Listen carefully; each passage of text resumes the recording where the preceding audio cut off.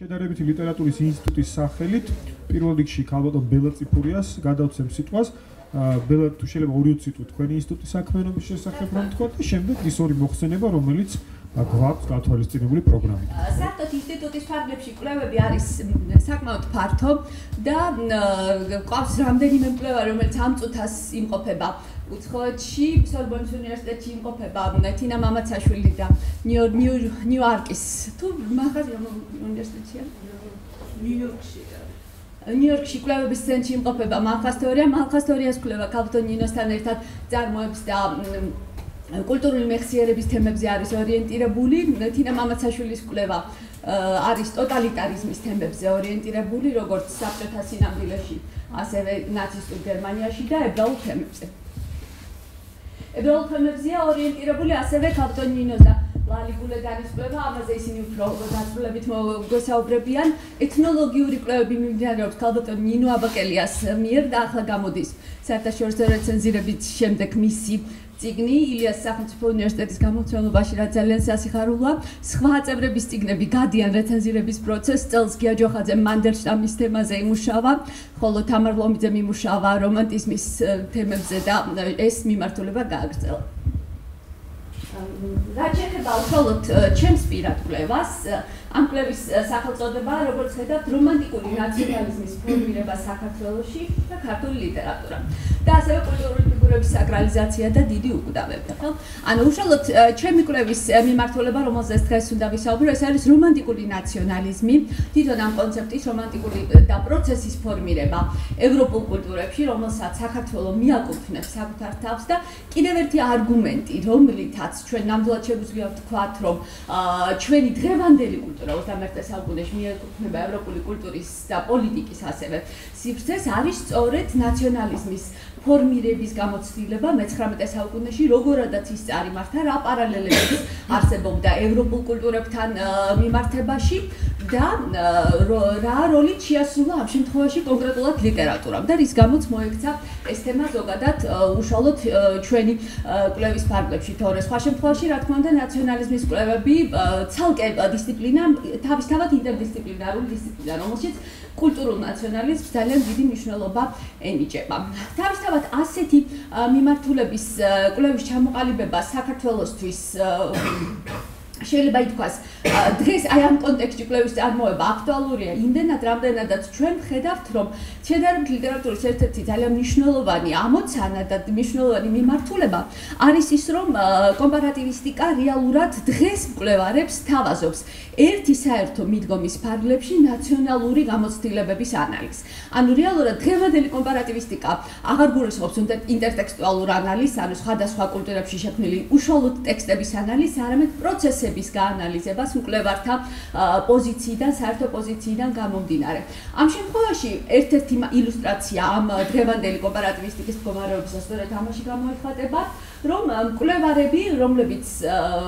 იკვლევენ რომანტიკული ნაციონალიზმის და ზოგადად ნაციონალობის ფორმირებას ევროპულ ქვეყნებში, გაერთიანდნენ ამ საერთო ამოცანების მიხედვით. აქ თქვენ ხედავთ სლაიდზე ორ ძალიან მნიშვნელოვან წიგნს, რომლის მეშვეობითაც ზოგადად ევროპულ ლიტერატურაში დაიწყო ნაციონალური პოეტების კონცეფტის შემოტანა და დაიწყო ნაციონალური რომანტიზმის თემების კვლევა. ერთი ეს არის მარსელ კორნის პოპის და ჯონ ნიუბაუერის მიერ გამოცემული წიგნი ლიტერატურული აღმოსავლეთ ევროპის ლიტერატურული კულტურა, ხოლო ამას წინ უძღოდა ასევე მარსელ კორნის პოპის და ჯონ ნიუბაუერის და ასევე ძალიან მნიშვნელოვანი მკვლევარების კონტრიბუციით შექმნილი წიგნი ნაციონალური რომანტიზმი, ნაციონალური მოძრაობების ფორმირება და ისევე როგორც ყდაზე ხედავთ თქვენ მწერალთა კომემორაცია, შეიძლება ასე ვთარგმნოთ ეს ტერმინი, ან ხსოვნა მე-19 საუკუნის ევროპაში. ამ წიგნის რედაქტორიც არის იოებ ლარსენი, რომელიც ამსტერდამის უნივერსიტეტის პროფესორია დღესაც. ჯონ ნიუბაუერი ასწავლიდა ამსტერდამის უნივერსიტეტში და უკვე აღარ არის ამ ქვეყნად. რეალურად ეს პროექტის შემდეგი ეტაპი, რომლის მონაწილეც საქართველოს ამჯერად გახდა, არის ამ ფარგლებში, ამ ჩარჩოში დამყარებული კვლევის გაგრძელება. რას გულისხმობს შემდეგი ეტაპი? ანუ რეალურად ამ წიგნში მწერალთა კომემორაცია მე-19 საუკუნის ევროპაში იოებ ლარსენის რედაქტორობით გამოცემულ წიგნში შევიდა ევროპის ყველაზე დიდი ერების გამოცდილება და ეს წიგნი რეალურად ქმნის ჩარჩოს, რომელსაც დღეს უერთდებიან ევროპის დანარჩენი ერები და რეალურად საქართველოც. ამ ჩარჩოს ფარგლებში ევროპის ერები ადგენენ, რომ ჩვენს კულტურაში ჩვენ გვაქვს გარკვეული სტატუსი, ნაციონალური პოეტის სტატუსი, რომელსაც მივაწერთ განსაკუთრებულ დამსახურებას ერის მშენებლობის საქმეში, nation building. აი ასეთი სტატუსით ცხადია ევროპელი ერები ყველასთვის ნაცნობ და მთელს მსოფლიოში პოპულარულ პიროვნებებს ახელებენ, ну ცხადია რომ იტალიისთვის შეიძლება იყოს დანტე და პეტრარკა და სწორედ ეს ორი ავტორია შესული ამ წიგნში, მაგალითად შოტლანდიისთვის ვიცით რომ იქნება რობერტ ბენსი, ირლანდიისთვის იეიტსი არის დასახელებული ამჯერად, სწორედ პოეტი და არა ვთქვათ პროზაიკოსი ან ავტორი სხვა მიმართულების, ან და თუნდაც სხვა ინტერდისციპლინარული ხელოვნების დარგების ავტორი. მაგრამ ამის შემდეგი ეტაპი იყო სწორედ ამსტერდამის უნივერსიტეტში ჩატარებული ეს კონფერენცია კულტურული წმინდანების კანონიზაცია და კომემორაციული კულტი ხელოვანთა და ასევე მათი როლი ერის მშენებლობის საქმეში. სწორედ ამ კონფერენციიდან გახდა საქართველოს თემა აქტუალური ამ კვლევით სივრცეში და ამის შემდეგ დაგეგმილია უკვე კრებულის გამოცემა დიდი უკვდავება ევროპული კულტურის კვლევები და აი ამ საერთო ჩარჩოში საქართველოს თემის გააქტიურება ახლავე ვიტყვით რა მიმართულებებით მიმდინარეობს და როგორ გეგმავთ ჩვენ ამას. უბრალოდ როგორ ხორციელდება დღეს უკვე. ჩვენი კვლევის ჰიპოთეზა გულისხმობს, რომ საქართველოში მოდერნული ტიპის ნაციონალური ცნობიერება სახეს იძენდა ევროპულ ერებში მე-19 საუკუნეში ნაციონალიზმის ფორმირების ერთიანი ლოგიკის და ტენდენციების შესაბამისად. იმ ფონზე, რომ ევროპის ერები ამ პერიოდში ქმნიდნენ ერთ-სახელმწიფოებს და მათ შორის საქართველოც ქმნის, უბრალოდ საქართველო ქმნის ერთ-სახელმწიფოს შექმნის ამბიციას. ჯერ რეალობა არ არის ისეთი, რომ ჩვენ შეგვექმნა ერთ-სახელმწიფო და არაერთი ერის იდენტობის ფორმირება მიმდინარეობს ევროპის დიდი იმპერიების ფარგლებში. ანუ ამის მაგალითია საქართველო, ისევე როგორც ბევრი აღმოსავლეთ ევროპელი ერის იდენტობის ფორმირება მიმდინარეობს მაგალითად ავსტრო-უნგრეთის იმპერიის ფარგლებში. და ამ შემთხვევაში განსაზღვრელია ლიტერატურის როლი ნაციონალიზმის იდეის და ნაციონალური იდენტობის ფორმირებაში და საბოლოოდ კი ერის სახელმწიფოს ფორმირებაში. ანუ ჩვენ ის დღევანდელი ამბიცია, რომელიც რეალიზებულია, მოკლე ხნით იქნა რეალიზებული მე-20 საუკუნის მოკლე პერიოდში დემოკრატიული რესპუბლიკის წლებში, ხოლო დღეს იმედი გვაქვს, რომ არის ხანგრძლივად რეალიზებული, სწორედ ნაციონალური რომანტიზმის ეპოქის და ამ ავტორების დამსახურება შეიძლება იყოს. ნაციონალური პოეტი თანამედროვე ლიტერატურის ცოდნებასა და კულტურის კვლევებში არის და უკვე დღეს ძალიან ნათლად დამკვიდრებული კონცეფტი. და გულისხმობს ამა თუ იმ ერის კულტურულ მეხსიერებასა და ნაციონალურ ფორმირებაში განსაკუთრებული როლის მქონე პოეტის, სწორედ რომ პოეტის წვლილის აღიარებას. ჯერ კიდევ მე-19 საუკუნიდან მოყოლებული ერი ირჩევს ერთ პოეტს და ამას უკავშირებს რომანტიკული ნაციონალიზმის ფორმირების ტენდენციას და ეს პოეტური ავტორიტეტები როგორც წესი აღარ გადაისინჯება. თუმცა ჩვენ საქართველოში ვნახავთ, რომ ოდრამ განსხვავებული მდგომარეობა გვაქვს და გადაისინჯება რეალურად პოეტის პიროვნებაც და მისი ავტორიტეტიც. ანუ ჩანაცვლდება კიდეც მე-20 საუკუნეში და კონკრეტულად დავასახელებთ თუ რომელ ავტორებს გულისხმობ. უმეტეს შემთხვევაში მოდერნულობის ისტორიულ ეპოქაში ნაციონალური იდეის ფორმირება რომანტიზმის კულტურულ პერიოდს განეკუთვნება. ამ თელს მე-19 საუკუნეს, ეგრეთ წოდებული რომანტიზმის საუკუნეს, ამიტომ რომანტიკული ნაციონალიზმის ეპოქა არის გავრცობილი და სწორედ რომანტიკული ნაციონალიზმის ეპოქის პრინციპით არის შექმნილი ეს რესურსი, რომლის მონაწილეც საქართველოს სწორედ აი ამ კონფერენციის და ამ საერთო პროექტების მერე გახდა. ეს არის რომანტიკული ნაციონალიზმის ენციკლოპედია, რომელიც ამსტერდამის უნივერსიტეტში მზადდება იოებ ლარსენის და მონაწილეობით, მისი ხელმძღვანელობით და რომანტიკული ნაციონალიზმის ენციკლოპედიაში საქართველოს ასახვა სულ მალე მოხდება, ანუ საქართველოს ლინკი უკვე არსებობს, მაგრამ მასალები 2017 წლის დასაწყისში დაიდება. რომანტიკული ნაციონალიზმის ფენომენი გულისხმობს, რომ ამ შემთხვევაში ჩვენ საუბრობთ არა მხოლოდ პოეზიის, არამედ ხელოვნების სხვა დარგების ასახვაზე ამ ენციკლოპედიაში და ამ ენციკლოპედიის და შესაბამისად იქნება როგორც ოპერა, მაგალითად, ან და მითოლოგია, ან ზეპირსიტყვიერება, ან ბიბლიის კვლევები, მაგრამ ამ პრინციპის ერთ-ერთი მთავარი აზრი არის ის, რომ ევროპაში რომანტიკული ნაციონალიზმი როგორც ფენომენი ყალიბდება ფილოლოგიური კვლევების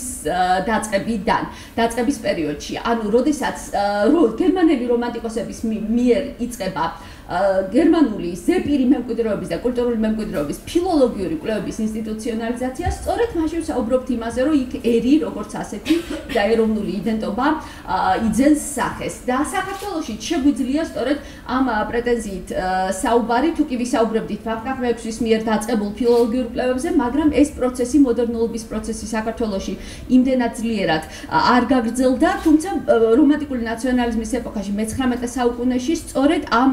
ტენდენციის ფარგლებში იძენს ქართული ლიტერატურა თავის როლს. უმეტეს შემთხვევაში, როდესაც მოდერნულობის ეპოქაზე ვსაუბრობთ, მნიშვნელოვანია რამდენიმე პრინციპი, რომ ევროპის ქვეყნებში ერთა ფორმირების პროცესი მიმდინარეობს და კულტურული კონსოლიდაციის მნიშვნელოვანი ეტაპია, ითვლება, რომ ეს ეტაპი დასაბამს იღებს, მაგრამ არ შემოიფარგლება რომანტიზმის მიმდინარეობით, განმანათლებლობის შემდგომ მოდერნულ ეპოქაში ახლებური კოლექტიური იდენტობის ჩამოყალიბება უკავშირდება კულტურულ მსოფლმხედველობრივ არეალში რომანტიზმის იდეების გავრცობას, მონარქიათა დაცემას, რევოლუციურ მოძრაობებს, ტექნიკურ პროცესს, ტექნიკურ პროგრესს, საჯარო სამსახურის რაციონალიზაციას და ბიუროკრატიზაციას. და აი ასე გროხის მიხედვით სწორედ ასე იქნება ერის იდენტობის ცნევა. მნიშვნელოვან ფაქტორებად მიიჩნევა, როგორც გითხარით, ნაციონალური ლიტერატურების და ლიტერატურის კვლევების ინსტიტუციონალიზაცია, რაც დაუკავშირდა გერმანულ რომანტიკოსებს და ასევე მნიშვნელოვან ფაქტორებად შეიძლება ჩაითვალოს ამ პოეტების წვლილი პოლიტიკური კუთვნილების, ერის პოლიტიკური კუთვნილების ფორმირების საქმეში. საქართველოს გამოცდილებით სწორედ ჩვენ შეგვიძლია ასე ვისაუბროთ. რომელ პოეტს ვაკუთვნებთ ჩვენ ამ განსაკუთრებულ სტატუსს, როგორიც არის ნაციონალური პოეტის სტატუსი. ცხადია, უმთავრეს შემთხვევაში ეს შეიძლება იყოს ილია ჭავჭავაძე და რეალურად აღმოჩნდა, რომ იმ კონფერენციაზე, რომელზეც კულტურული კომემორაციის და კულტურული ფიგურების საკრალიზაციის თემა განიხილებოდა, მხოლოდ საქართველოს ყავდა ისეთი ფიგურა ილია ჭავჭავაძის სახით, რომელიც არის სეკულარული ფიგურა, მაგრამ ერთდროულად მართლაც არის რელიგიურ წმინდანად შეერაცხული ქართული ეკლესიის მიერ. რუმინული ეკლესიის შემთხვევაში იყო უბრალოდ რუმინეთის შემთხვევაში იყო მიხაილ ემინესკუ, რომელიც ასეთ პოეტად ცხადდებოდა, ასეთი მნიშვნელობის ნაციონალური პოეტად ცხადდებოდა და ემინესკუს კანონიზაციის პროცესი 90-იან წლებში იყო წამოწყებული რუმინეთში, მაგრამ არ დასრულდა. ხოლო საქართველოს შემთხვევაში სწორედ საქართველო იყო ის ქვეყანა, რომელშიც ილია ჭავჭავაძის წმინდანად კანონიზაციის პროცესი დასრულდა. და ძალიან საინტერესო ფაქტია ისიც, რომ რეალურად ილია ჭავჭავაძის წმინდანად კანონიზაციის პროცესში რომელიც 80-იან წლების ბოლოს, ანუ ჯერ კიდევ საბჭოთა კავშირის აქტიურობის ხანაში ერთ-ერთი პირველი წმინდანია, რომელიც უბრალოდ რეალურად პირველი წმინდანია, რომელიც სინოდმა ძალიან ასლიანი შესვენების მერე წმინდანად შერაცხა. ილია ჭავჭავაძის შემთხვევაში სწორედ ნაციონალური პოეტის და ნაციის მშენებლობაში მისი წვლილის მიხედვით იყო ეს სტატუსი მინიჭებული ილიასთვის და რეალურად ეს არის ისეთი სტატუსი, რომელიც მას ერთდროულად სეკულარულ ფიგურათაც აქცევს, მაგრამ ამავე დროს აქცევს რელიგიურ ფიგურათაც. ამ ფოტოზე, რომელსაც ჩვენ საქართველოს პრეზიდენტის ადმინისტრაციას ვხედავთ, ეს არის ილია ჭავჭავაძის როგორც სეკულარული ფიგურის და ქართულთა ერის ნაციონალური ლიდერის ფოტო, მაგრამ აქვე იმყოფებიან რელიგიური ლიდერები, მათ შორის კონსტანტინოპოლის პატრიარქი ბართლომე. ჩვენ რეალურად ვხედავთ ნაციონალური პოეტის სტატუსის როლის კიდევ ერთ რეპრეზენტირებას იმ ფორმით, როდესაც ის ახალი საქართველოს ერთ-ერთ იკონოგრაფიულ ფიგურად არის მიჩნეული და რაც არ უნდა შეიცვალოს დღეს საქართველოში პოლიტიკური ტენდენციები, რეალურად ილიას ამ იკონოგრაფიულ როლს ვერავინ შეცვლის. შესაბამისად, ეს არის ისეთი შემთხვევა, როდესაც ქართული გამოცდილება ამ ევროპული კვლევების ფარგლებში და ევროპული სეკულარიზაციის და მეორე მხრივ კულტურული წმინდანების გამოცხადების პროცესის ფარგლებში იყო განსაკუთრებით საინტერესო და განსაკუთრებით თავისებური. რა ნიშნით ხდება ასეთი ფიგურების რა ნიშნით ხდება ასეთი ფიგურების მიჩნება როგორც პანრელიგიური ფიგურებისა, კულტურული წმინდანებისა. პირველ რიგში ეს არის კომემორაციის, ანუ ხსოვნის და მათდამი პატივმიგების გარკვეული და განსაკუთრებული წესები, რომელსაც ერი აყალიბებს თავის სივრცეში. როგორც აღმოჩნდა, ეს წესები არის ძალიან მსგავსი ყველა ევროპულ ქვეყანაში. გულისხმობს, რა თქმა უნდა, ცხოვრების პერიოდში ამ პიროვნებისადმი განსაკუთრებულ პატივისცემას, მაგრამ მეორე მხრივ მისი გარდაცვალებისას, მისი განსაკუთრებული კულტის პატივისცემას, მისი საფლავის ადგილის მემორიალურ ადგილად გადაქცევას, ბანკნოტებზე დატანასაც და საქართველოში ილიას სახელი სწორედ და საერთოდ პოეტების სახელი არის ცხადია ბანკნოტებზე დატანილი, გულისხმობს ძეგლების დადგმას და როდესაც ეს ძეგლი ვაჩვენეთ ცხადია ყველა ევროპელისთვის ეს გოეთესა და შილერის ვაიმარში გარცნობილ მონუმენტთან იყო პარალელი გავლებული და სწორედ აი ასეთი კომემორაციის ინსტრუმენტებით ერი ცდილობს რომ თავისი ნაციის მშენებლობაში განსაკუთრებული როლის მქონე ავტორების ლეგიტიმაციით შექმნას ამ ავტორების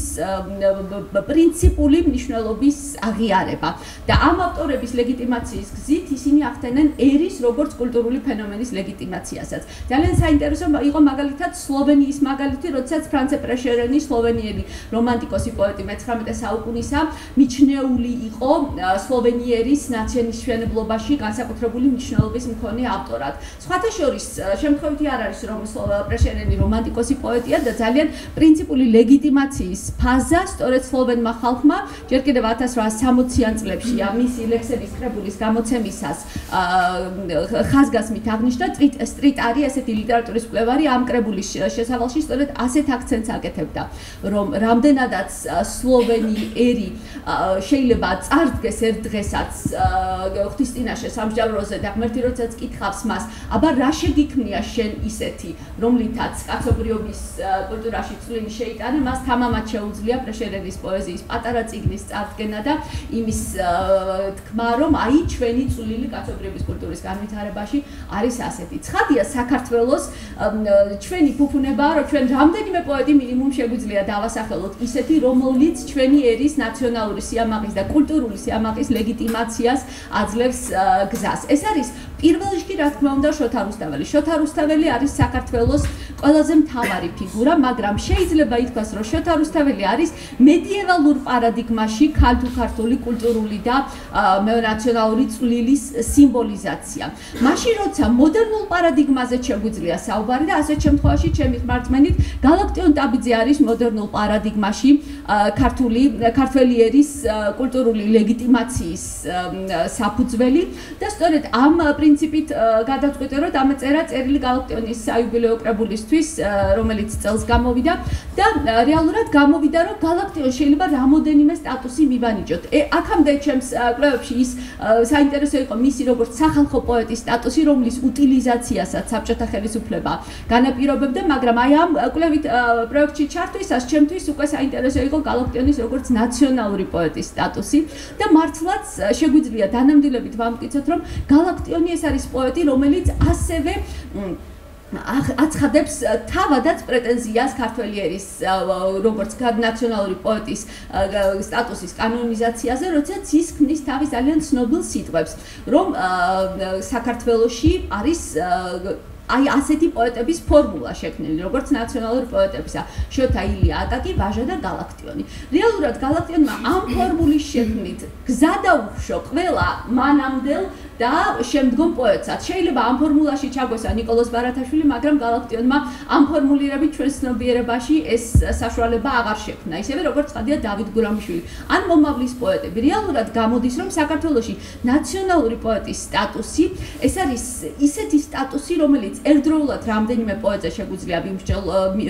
შეგვიძლია გამოვყოთ. ეს არის ცხადია შოთა რუსთაველი, ცხადია ილია ჭავჭავაძე, მისი განსაკუთრებული წვლილის გამო ნაციის მშენებლობის საქმეში, ცხადია აკაკი და ვაჟა-ფშაველა, მათი განსაკუთრებული პატრიოტული დამსახურების გამო, მაგრამ მოდერნულ ეპოქაში, თანამედროვე ადამიანის ზოგად საკაცობრიო ტკივილების გამოხატვის ეპოქაში, ნაციონალურ პოეტად არის გამოსახული გალაქტიონი. საინტერესო ფაქტია, რომ როგორც ჩვენ ვახსენეთ საუბრის დასაწყისში, რომ როგორც წესი არ გადაისინჯება ნაციონალური პოეტების ავტორიტეტები ერის მიერ, ვისაც დაადგენდნენ რომანტიკული ნაციონალიზმის ეპოქაში, რომ ის არის ჩვენი ნაციონალური პოეტი, ის ასევე რჩება. რობერტ ბერნსი შემდეგ შეიძლება შოტლანდიელებს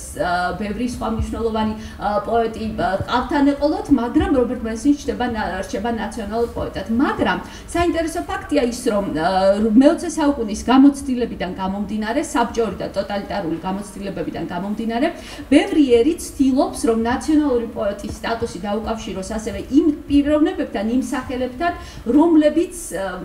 საბჭოურ რეჟიმთან წინააღმდეგობის სახელით მოღვაწეობენ. ასეთ შემთხვევაში ჩესლავ მილოში, მაგალითად, პოლონეთისთვის შეიძლება გახდეს ნაციონალური პოეტის სტატუსის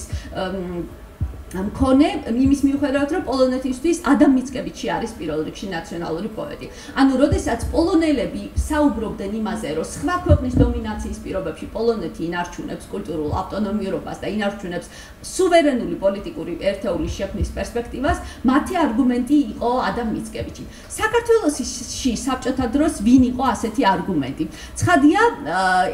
გალაქტიონი, რომელიც ვახსენეთ როგორც ნაციონალური პოეტი, დროიწურება ხო? გალაქტიონი, რომელიც ვახსენეთ როგორც ნაციონალური პოეტი, ერთ-ერთი ასეთი პიროვნება იყო საბჭოთა დროს, მაგრამ მისი ფიგურა უტილიზებული იყო საბჭოთა სინამდვილის მიერ. მაგრამ ჩვენ დავინახეთ, რომ საბჭოთა ხელისუფლებამაც ისევე დაიწყო ნაციონალური პოეტების სტატუსის უტილიზაცია, როგორც ეს მოხდა მე-19 საუკუნეში რომანტიკული ნაციონალიზმის პერიოდში. ეს ჩვენი კვლევის კიდევ უფრო შემდეგი ეტაპი იქნება, ამ წუთას დაგეგმილ სტატიებში ამაზე აქცენტი არ არის გათვალისწინებული, მაგრამ რა თქმა უნდა საბჭოთა პერიოდში შოთა რუსთაველის და ილია ჭავჭავაძის ნაციონალურ პოეტებად გამოცხადება სტალინის მიერ არის ის ფაქტორი, როდესაც მოხდა კომუნისტური რეჟიმის მიერ ნაციონალური პოეტების უტილიზაცია და იოებ ლარსენი და ჯონ ნიუბაუერი ამაზე წერდნენ ისე, რომ არ იცოდნენ საქართველოს მაგალითი, საქართველოს გამოცდილება. ის თუ როგორ მოახერხა სტალინმა თავისი პიროვნების კულტურული ლეგიტიმაციის მიზნით, თავისი ეროვნული პოეტების ლეგიტიმაციის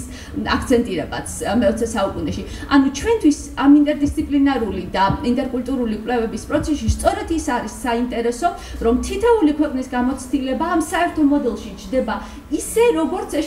შეიძლება თავის დროზე მენდელეევის ფორმულაში ჯდებოდა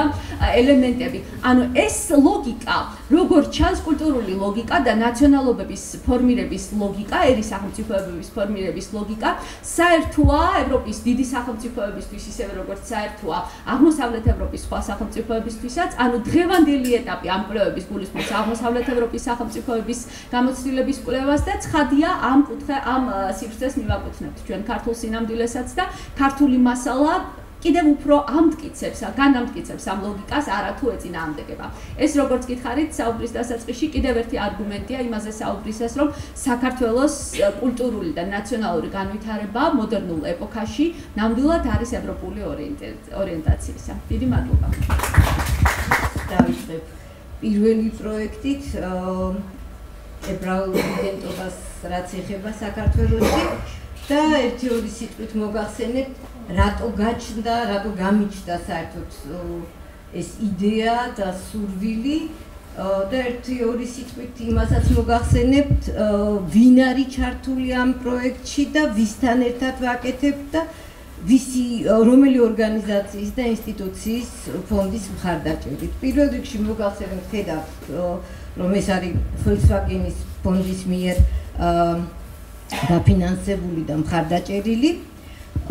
ამ პროექტში ჩვენი ინსტიტუტიდან უშუალოდ ქალბატონი ლალი გულედანი, ჩვენი შედარებითი ლიტერატურის ინსტიტუტიდან ჩვენ ორნი ვართ. ლიტერატურაცოდნეებიდან ფაქტიურად ქალბატონი ლალი ძირითადად ენობრივ და ფილოლოგიურ ნაწილს პატრონობს, ასე ვთქვათ, არიან ჯავახიშვილის უნივერსიტეტიდან ისტორიკოსები და კულტუროლოგები, ასევე არიან გერმანელი კოლეგები ჩართულები, იმიტომ რომ ფრანკფურტის უნივერსიტეტის ბაზაზე კეთდება ის ფრანკფურტის უნივერსიტეტი იყო და მისი ერთ-ერთი ყველაზე მნიშვნელოვანი და ცნობილი იუდაისტი ქალბატონი ელიზაბეთ ჰოლენდერი ის გახლავთ ხელმძღვანელი ამ პროექტისა. და ასევე არიან კოლეგები, უბრალოდ იყვნენ, იმიტომ რომ ერთი ეტაპი, პირველი ორწლიანი ეტაპი უკვე გავლილია, უკაცრავად 3 წლიანი ეტაპი გავლილია და მაშინ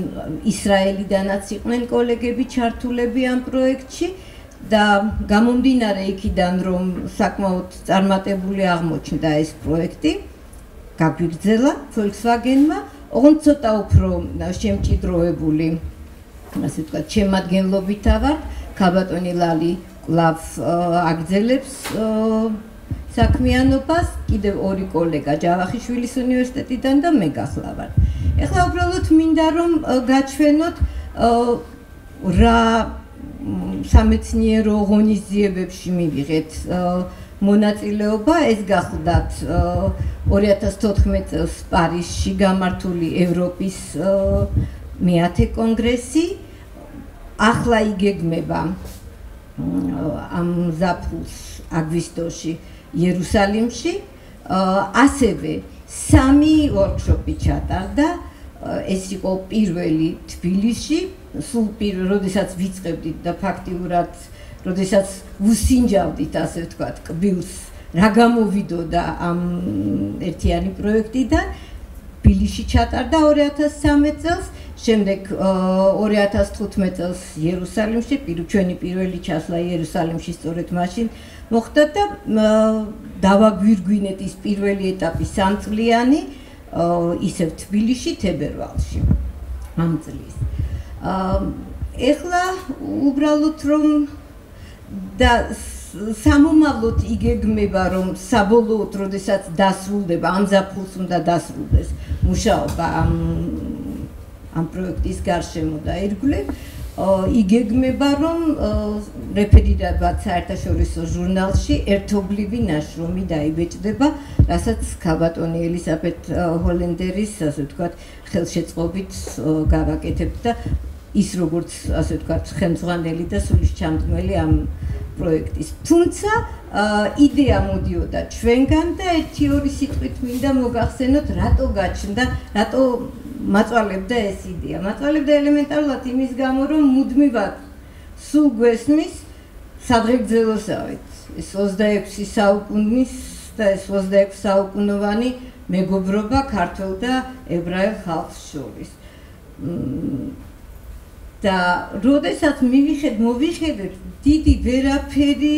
სამეცნიერო ლიტერატურა ან რაღაცა სერიოზული კვლევა ან თუნდაც კონცეპტუალურად ამისი გადააზრების მცდელობა ვერაფერს მსგავს ვერ დავაწყდით და მაშინ სწორედ რაღაც თანამოაზრეთა ჯგუფთან ერთად გადაწყდა რომ ამ საქმისთვის მოგვეკიდა ხელი პირველი ეტაპი იყო სწორედ ის რომ ჯერ ერთი უნდა გაგვესაზღვრა რა პერიოდში მოვიკვლევდით და რა პერიოდში შევისწავლიდით ამ ფენომენს. მაშინ როდესაც მეტნაკლებად რეფლექსია ხდება ამ საკითხზე. გადავწყვიტეთ რომ ეს ყოფილიყო მე-19-20 საუკუნის ათვენდეს ექს რო ეძახიან Jahrhundert Wendes ამ პერიოდიდან დაგვეწყო და ამაზე გაგვეკეთებინა, ასე ვთქვათ, აქცენტი და დავიწყეთ სწორედ მულტიკულტურული და მულტიეთნიკური თბილისით, სადაც ამ ებრაული ფენომენის და ელემენტის გარდა ძალიან ბევრი სხვა. იმიტომაც ეს რაღაც ერთიანობაში წარმომიდგენია და საბოლოო, ასე ვთქვათ, დიდი ოცნება და სურვილია, რომ გაგრძელდეს, ვთქვათ, იგივე გერმანულ ელემენტზე საქართველოში გერმანელების შესწავლა და სხვა დანარჩენიერებისა ძალიან საინტერესო იქნება ერთიანობაში თუ კი იქნება ეს წარმოდგენილი. საინტერესო იყო იმ თვალსაზრისით ამ კვლევის გაგრძელება, რომ საბოლოო ჯამში აი ამ მულტიეთნიკური და მულტიკულტურული თბილისიდან დასავლეთის და განსაკუთრებით გერმანისტებს აქვთ ხოლმე ყოველთვის ესეთი შეკითხვა, რომ კი ბატონო, არ იყო შევიწროვება, არ იყო მათი დევნა, მაგრამ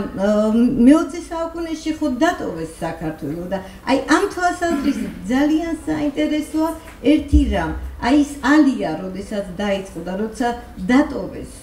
საქართველო, ფაქტიურად დატოვეს არა სახელმწიფო, არამედ დატოვეს საქართველო იყო სამშობლო მათთვის და მათ დატოვეს პირველ რიგში სახელმწიფო ეს ერების საპრობილი საბჭოთა კავშირი და საინტერესოა კიდე ერთი ფაქტორი რომ ის რასაც ევროპაში ჰასკალას უწოდებენ ანუ ეს ევროპული განმანათლებლობა ებრაული რომელიც სათავეს იღებს ბერლინში და გერმანიაში და მოზეს მენდელსონი არის ამისი ასე ვთქვათ საფუძვლის ჩამწრილი საინტერესო ის არის რომ ეს არის პირველი მცდელობა და პირველი შემთხვევა როდესაც ევროპის ებრაელობა იმ გამომდინარე იმ საზოგადოებრივი გამოწვევიდან რაც არის თვითონ ევროპულ საზოგადოებაში გამოდის გეტოს სივრციდან და ეს არის რეაქცია და თანამავდროულად პროტესტი სამწუხაროდ მსგავსი არაფერი არ აქვს საქართველოში ერთი მხრივ ეს განპირობების დიალექტიკური კავშირია ერთმანეთთან გაპირობებულია იმით რომ არ არის გამოწვევა დევნა შევიწროვება და ასე შემდეგ მეტნაკლებად კომფორტულად გრძნობენ თავს შესაბამისად ამ გამოწვევის არარსებობის გამო ის განვითარება რაც რა ეტაპებით და რა საფეხურებით გაიარა ევროპაში ებრაელობამ მსგავსი სამწუხაროდ ჩვენთან არ არის ძალიან საინტერესოა ამავდროულად მე-19 საუკუნის ფაქტორი მე-19 საუკუნის ფაქტორი იმიტომ რომ რუსეთის შემოსვლასთან ერთად შემოდის სრულიად ახალი ნაკადი აშკენაზური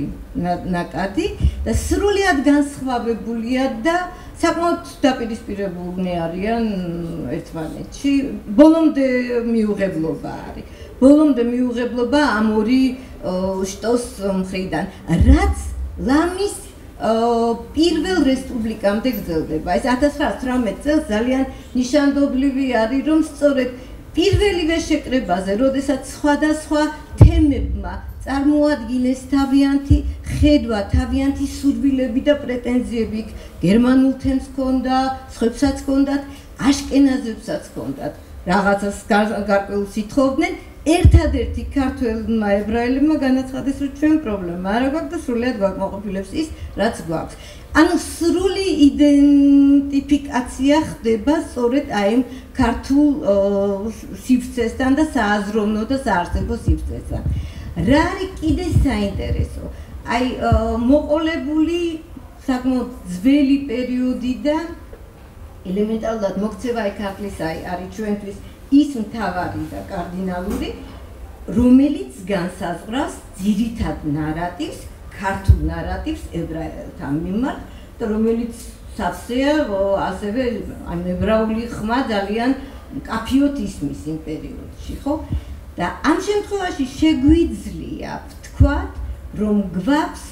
ერთი ძირითადი დიდი ნარატივი, რომელიც არის ესეთი კარდინალური და სწორხაზად გაზრდებს მთლიანად აი ძველი პერიოდიდან მოყოლებული ვიდრე დღემდე და ამის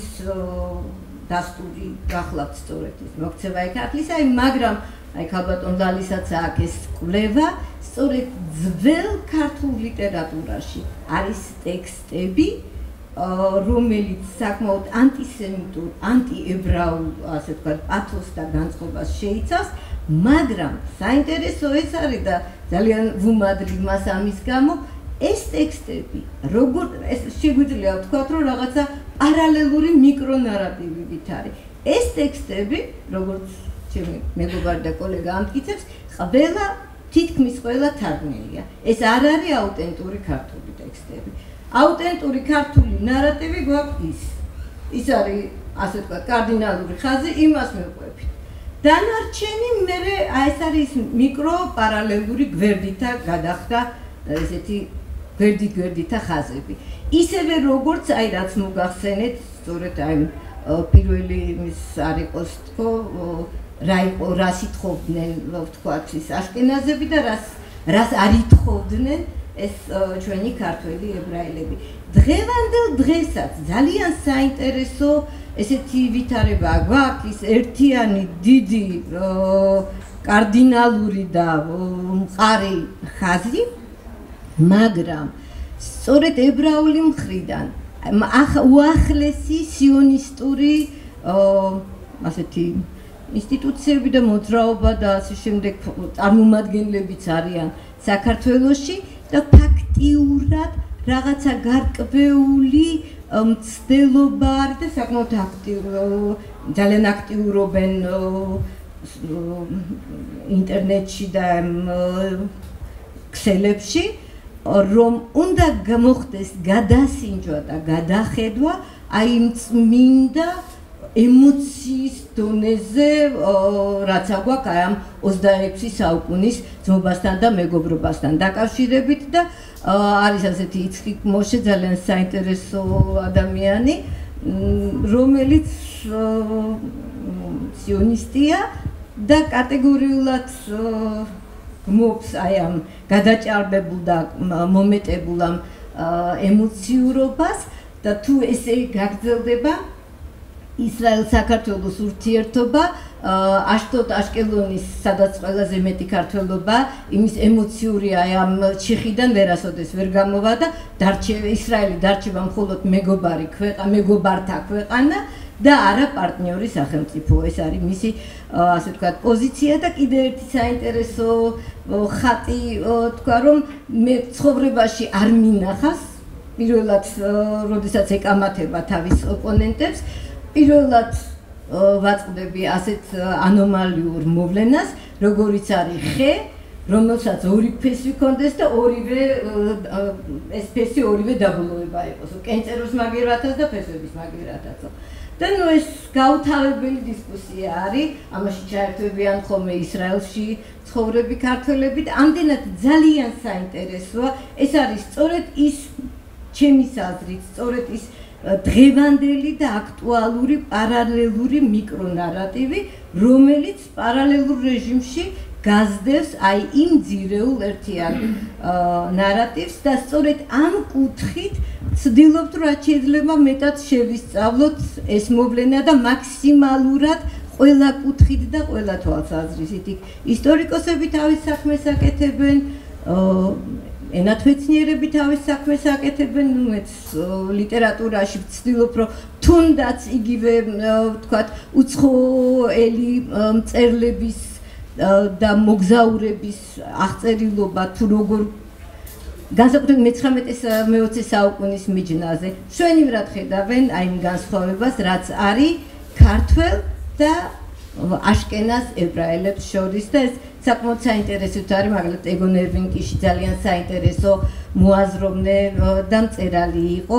თვითონ ებრაული წარმომავლობის პრაღის ესე იგი თან ავსტრო-უნგრეთის წარმომადგენელი პრაღელი დაბადებით და გერმანულენოვანი ებრაელი და არაჩვეულებრივად აქ საკმარისი იყო სულ რამოდენიმე დღე გაჯერებულიყო და შვენივრად დაინახა რა განსხვავება ვთქვათ აშკენაზ ებრაელებსა და ქართველ ებრაელებს შორის კარგი ეს რაც შეეხება ამ პროექტს ახლა მეორე პროექტზეც მხოლოდ რამდენი წუთი მაქვს არ შეგაწყენთ თავს ძალიან მოკლედ გავაკეთებ ეს არის ასევე ინტერდისციპლინური პროექტი სადაც ასევე მარტო მე ვარ ლიტერატურათმცოდნე ამ შემთხვევაში ნორვეგიის საგარეო საქმეთა სამინისტროს კვლევითი ინსტიტუტის ის იყო ინიციატორი ამ პროექტისა და ჩვენს გარდა ქართველების გარდა კიდევ ერთი ქართული ჯგუფი იყო იყვნენ სომხები იყვნენ აზერბაიჯანიდან შუა აზიიდან და ასე შემდეგ და საინტერესო არის ის რომ ამ პროექტის სათაური ინგლისურად Research Beyond the Ivory Tower სწორედ კი კვლევა აკადემიის მიღმა რა თქმა უნდა ეს არის ის თარგმანი მაგრამ თვითონ დედანში ძალიან საინტერესო არის რომ ფაქტიურად კი ბატონო ის სპილოს ძვლის კოშკი არ არის იმ სენტბერგმა როდესაც პირველმა განაცხადა და ვთქვათ პოეტებს და ფილოსოფოსებს მოიაზრებდა რომ ჩაკეტილი არიანო ამ კოშკშიო უფრო ამერიკული თვალსაზრისით არის, მაგრამ ისევ და ისევ იგულისხმება, რომ დაცილებულები არიან მეცნიერები აი ამ რეალობას და ჩაკეტილებიან თავიანთ სნობურ სასახლეებში და საინტერესო იყო იმ თვალსაზრისით, რომ ამ შემთხვევაში ჩვენი ინსტიტუტიდან ბატონი მალხასთორია და მე გახლა ვარ და ჩვენი უნივერსიტეტის კიდე ორი ახალგაზრდა მკვლევარი ელენე კეკელია და კოტელადარია. ძალიან ბედნიერი ვიყავი, რომ ჩემი სხვადასხვა პერიოდში ყველას მასწავლებელი ვიყავი და ფაქტიურად მათთან ერთად მომიწია ამ კვლევის ჩატარება. და კიდევ საინტერესო იყო ისიც, რომ იმ კოშკიდან ფაქტიურად მომიწია სრულიად უჩვეულო ფორმა იყო თუნდაც კვლევის შემდგომ. პირველ პროექტზე, როდესაც მოგახსენებდით, გასაგები იყო, მეტნაკლებად ჩვეული ფორმა იყო, ვიკვლევდით წმინდა აკადემიური ევროპელ და გერმანელ და ისრაელის კოლეგებთან ერთად. ეს თან ძალიან პრაქტიკულიც იყო, იმიტომ რომ მოგვიწია მაგალითად იგივე ზუგდიდში, მერე უკვე გორში დევნილებთან შეხვედრა და მათთან ასე ვთქვათ, კითხვარი შევადგინეთ და ეს სრულიად ახალი გამოცდილება იყო ჩემთვის და ძალიან სასარგებლო და საინტერესო, მაგრამ ამავდროულად ძალიან მძიმე ემოციურადაც, სწორედ აი კოშკის დატოვება, როდესაც გიწევს, არც ისე მარტივი ყოფილა. შესაბამისად, ჩვენს პროექტს ერქვა წარსულის ტყვეობაში ქართული დევნილების ჩახშული ხმები და სოციალური ინტეგრაციის დილემა. ამ პროექტთან დაკავშირებითაც რამდენიმე ვორქშოპში მივიღეთ მონაწილეობა, 3 ვორქშოპი ჩატარდა, თუმცა უფრო ხანმოკლე იყო, 1 წლიანი იყო სულ, 2 დასაწყისში და ბოლოს ჩატარდა ოსლოში, 1-იც თბილისში ჩატარდა, სადაც როგორც ტრადიციულად სომხებმა და აზერებმა აქ ჩვენთან თბილისში მოიყარეს თავი, მხოლოდ შუა აზიის ხალხისთვის ცალკე იყო, ალმა-ატაში ჰქონდათ. შესაბამისად, საბოლოო შედეგი ამ პროექტისა იქნება ეს სტატია, რომელიც უკვე გადაცემულია და ჩვენთან სასიხარულოდ უნდა მოგახსენოთ, რომ პირველი ეტაპი საკმაოდ წარმატებით გავიარეთ და დადებითი შეფასება მივიღეთ, იქ რაღაც შენიშვნებია გასათვალისწინებელი და მოსაწესრიგებელი და იმედს ვიტოვებთ, რომ საბოლოოდ მივიყვანთ კარგი შედეგით აი ამ პროექტსაც ბოლომდე. აი ეს იყო, არ მინდა ძალიან ვერ შეგაწყინოთ თავი, ამიტომ თუ შემდეგ კითხვები იქნება, მე კითხვებზე გაქნებ. ერთი კითხვა რადგან აი მოდერატორის ფუნქცია პირველ კვლევასთან დაკავშირებით აი ებრაელობის თემაზე ერთ-ერთი მოსაზრება რაც არის ხოლმე არის რომ ეს ანტაგონიზმი ებრაულ თემთან მიმართებით არ არსებობდა იმის სწორედ იმიტომ რომ მათაც არანაირი პოზიცია არ ჰქონიათ ამ საზოგადოებაში ძალიან საინტერესოა თქვი რაც თქვი რომ აშკენაზებსა და ქართულ ებრაელებს შორის თვალსაჩინო განსხვავება იყო აშკენაზებს ჰქონდათ ეს მოთხოვნა სოციალურად კოჰერენტი იყვნენ და თხოვდნენ თავისი თემისთვის რაღაცას ქართული ებრაელები არა. ხომ არ იყო ამითაც გარკვეულწილად განპირობებული ის რომ რეალურად არ არსებობდა სწორედ ეს ანტისემიტიზმი. კი, რა თქმა უნდა, როგორც ყველაფერს ამ ქვეყნად ორი ანუ მე მინდა რომ ქართველები კი არ იყვნენ ტოლერანტები ამ შემთხვევაში, ამიტომ არ იყო არანაირი საჭიროება ის. ურთიერთ შემავსებელი იყვნენ ქართველები და ებრაელები ამ შემთხვევაში ერთმანეთისთვის, რომ რაღაცნაირად გადანაწილებული იყო ეს ისა, რომ თუ არ ნიშა იყო, ბატონო, ნიშები ქონდა. არ გადამაგისა ელემენტარულად ხო მე ჩემი ძირითადი სამუშაოა მოგესალმება ლიტერატურა, ხო? როდესაც და მუშაობ ძირითადად ლიტერატურულ ტექსტებზე და აი ევროპულს და ჩვენსაც რო ვადარო. იქ სადაც გერმანიაში ან ევროპულში პრუსტი იქნება ეს თუ ფრაიტაგი იქნება თუ რა ვიცი ვინც არ უნდა იყოს იქ სადაც სულ ყველგან ანტისემიტიზმზე და ებრაულ მომენტზე არის ჩვენთან მათი ჩანაცვლება არ მენუხებია ამიტომ აი ძალიან სწორედ შეერაგებული კომპლექსური ხედვა რომ სოფლები ციფრები სხვა თემებიც უფრო კარგია ელემენტარულად სოლომონ ისაკი ჩმეჯყანოში სახელი მამისახელი გვარი ხო წესი და თან ეპოქა პერი გუსტავ ფრაიტაგი წერს დონოთაბეს გაგხანებული და გაგანია ანტისემიტურ საშინელ რომანს გერმანიაში ხო გვარი სახელი მამისახელი ყველანაირად ჯდება სომეხია ყველგან იქ გაცხადებულია სომეხი ფაქტიურად ხო არ ხდება იმისი არანაირად გაცხადება რომ ეს არის იმიტომ ახალი ტალღა შემოდის უკვე აშკენაზების უკვე როდესაც რუსეთის შემოდის აი ის იგივე შევიწროვებაც დევნაც იქ რაღაც სასამართლო პროცესებიც ისიც ეს უკვე მე-19 საუკუნის ასე ვთქვათ პროდუქტია მაგრამ აქაც დიალექტიკა შავი ხეირად მოუბრუნდაო დაახლოებით ის არის ჩვენი შემთხვევა რომ არა გაქვს სახელმწიფო და სახელმწიფოს პასუხისმგებლობას არ იქ ავიწროვებენ იქ ვიღაცას საუმხედრებენ და შეიძლება კეთით მიუვარდეს და რაღაცა ერთი ამბავი ატეხოს მაგრამ შენ არ ხარ სახელმწიფო ისეთი მეტრეში ხარ ხო და პარალელურ რეჟიმში ჩვენი მწერლებით ძალიან საინტერესოა ერთადერთი ილია არის რომელსაც არ ეშლება თავიდან ბოლომდე მართლა იმ ძირითად დიდ მასტერ ნარატივზე დგას ხო აკაკი რჩება იქ მაგრამ რაღაც მომენტში შეიძლება გაღიზიანდეს და პირადულ დონეზე რაღაც ანტისემიტური გამოუვარო ხო გამოურიოს წმინდა ესეთ ემოციის დონეზე აი ამით არის ძალიან საინტერესო შეიძლება ნინო ჩვენთან ბევრი ებრაელი სწავლობდა მე დავამთავრე რუსული ფილოლოგიური და ამიტომ ესე იგი ბევრი ებრაელები იყვნენ და რუსული ფილოლოგიური ხო ესე იგი იყვნენ ეს აშკენაზები რომელზეც ლაპარაკობდი იყვნენ ქართველი ებრაელები და კიდე ერთი ჯგუფი იყო საინტერესოა რომელიც მანამდე რომლის შესახებ არაფერი არ ვიცოდი რომელსაც პირობითად ეძახდნენ მთიელ ებრაელებს ესე იგი ვარად იყო თქვა ხანუკოვი ნოდარი ხანუკოვი თბილისელი ბიჭი იყო რუსულენოვანი მაგრამ მიაკუთვნებდა თავს მთიელ ებრაელს გორსკი ებრაელი აი ამათ შეხვედრებიც იყო ხოლმე ნუ ეხლა კურსელები იყვნენ ჩემი და რაც სხვადასხვა შეხვედრებზე ყოფით საზეიმო ახალი წელი რაღაც ვიკრიბებოდით ხოლმე ხირა და ძალიან ბევრი ის ქონდა დაკვირვების საშუალება აი მათ შორის როგორი ურთიერთობაა მათ შორის და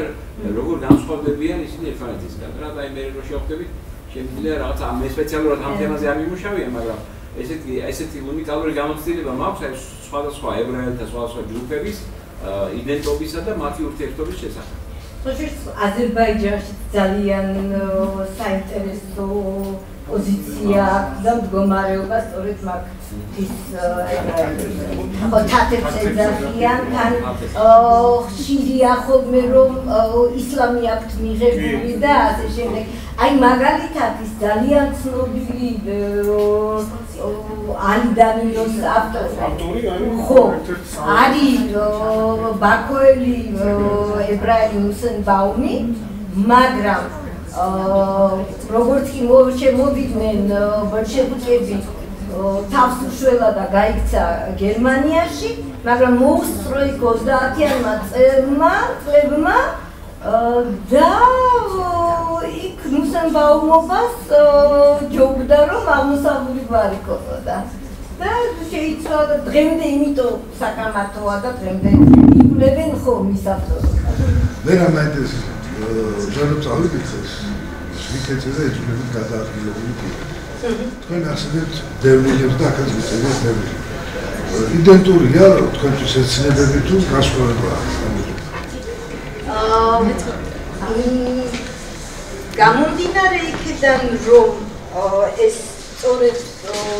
დევნილებს ეხება და იგივე მუშაობა დევნილთა სამინისტრო და ასე შემდეგ მაგრამ ეს იძულება ფაქტიურად იდენტურია ჩვენ ასეთი მიტიკვა შემდეგ გაითვალისწინეთ ალბათ ძალიან გენიოსი გამოდიოდა რომ თითქოს დემოგრაფიიდან გამომდინარე მიგრაცია თვითონ არის იძულებითი ხასიათის პროცესი მე არა მაქვს სასწავლებელი ჩემში მოდიო თბილისში სასწავლებელი არა მაქვს სამუშაო აქ და მივდიო სხვა იგივე საჩხერიდან და იქიდან ჩამოსული ჯგუფები არიან იძულებით გადაადგილებული იმის გამო ხოლმე ესენია შრომითი მიგრანტები გაათვლის ეხლა რა დასხოვება ნაბადია რა თქმა ამ იძულებით მიგრაციას ვაერთიანებთ ამას. ამ შრომით მიგრანტებთან იმას შეუძლია ნებისმიერ დროს დაბრუნდეს თავის სახლთან დაუბრუნდეს არავის არ შეებითოს, მაგრამ ეხლა რომ ავიღოთ ჩვენ ვეძახით სოხუმიდან და აფხაზეთიდან და ცხინვალიდან და დევნილებს იძულებით გადაადგილებით. ეს არის პოლიტიკური შეცდომა. იმიტომ რომ ისინი არიან ძალისმიერი მიგრანტები, ძალით გამორიკლები და ამდენად დევნილები, რომელთა უკან დაბრუნება შეუძლებელია პოლიტიკური გადაწყვეტილების გამო და სწორედ ეს არის არსებითი განსხვავება, რომ ჩვენ მომიხმართ იძულებით გადაადგილების და ვიხმართ დევნილებს და მადლობა იმისთვის, რომ თქვენ ამაგულოში დევნილები გახთ, თუმცა გარკვეული დაზუსტების კითხვით. ძალიან დიდი მადლობა პროგრამის მოგზაურობისთვის და როგორც გითხრათ, ხო 5 საათზე გავაგრძელებთ. ერთმანეთი კიდევ ერთხელ დიდი მადლობა.